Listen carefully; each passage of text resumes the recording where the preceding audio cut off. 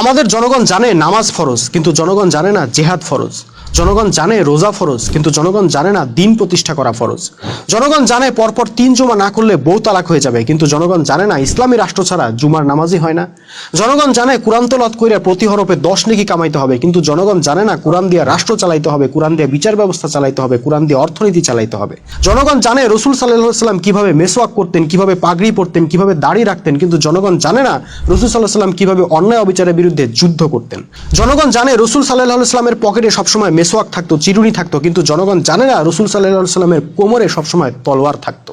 জনগণ জানে রাবিয়া বসরির জীবনী, মনসুর হাল্লাজের জীবনী, কিন্তু জনগণ জানে না উম্মতে মুহাম্মদীর দুর্ধর্ষ বীর, যিনি একাই রোমান পারস্য সাম্রাজ্যকে গুড়াইয়ে দিয়ে ইসলামের পতাকা উড়াইছিলেন, সেই খালিদ বিন ওয়ালিদ রাদিয়াল্লাহু আনহু এর জীবনী। প্রশ্ন হলো জনগণ কেন জানে না?